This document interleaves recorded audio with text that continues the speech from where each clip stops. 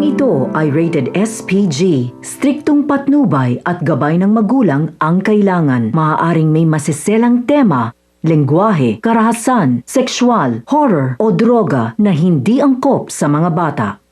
Gulat na gulat at takang-taka si Marites nang madatnan niya ang ayo sa loob ng kanilang bahay. Agad na tinawag ni David ang kanyang tatay Rigor at sinabing dumating na umano ang kanyang nanay Marites. Nang lumabas si Rigor at nakita si Marites, galit itong lumapit kay Marites at sinakal niya ito at tinanong agad kung paano ito nakalaya. Mas lalong sumabog sa galit si Rigor. Wala siyang ibang naiisip kundi si Ramon Montenegro ang tumulong para makalaya si Marites. Saktong dating naman ni Santino at inawat agad ang kanyang tatay Rigor. Dumating na rin si Lula Tinding at agad na sinugod si Rigor nang makita nito na sinaktan ang kanyang anak. Samantala, sobrang nagpapasalamat naman si Madonna kay Tanggol dahil sa pagligtas ni Tanggol sa kanila. Kinausap naman ni Ramon si Tanggol at pinaliwanagan niya ito ng mabuti. Sinabi ni Ramon kay Tanggol na hahayaan na umano sila kong Miguelito sapagkat mga business partner raw nila ang mga ito. Ang mahalaga umano ay hindi lang raw sila lulukuhin sa mga ito. Napaliwanagan naman si Tanggol at sa huli ay humingi ito ng dispensa sa kanyang ama. Kaya naman dumating na nga ang oras ng pagpapakilala kay Tanggol. Tahimik ang lahat at nag-aabang kung sino nga ba ang nag-iisang tagapagmana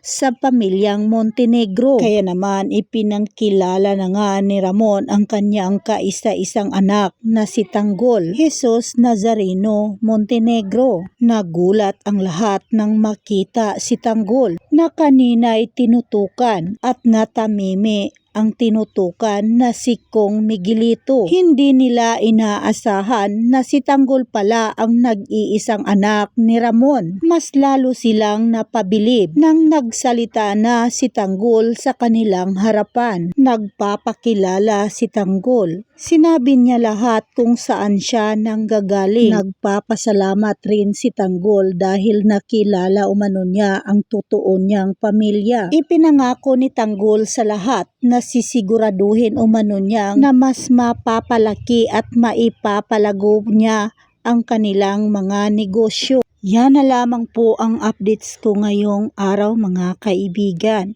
Paki-like, share at isubscribe na lang po ang aking munting channel. Maraming salamat po sa inyong pakikinig at panunood at hanggang sa muli.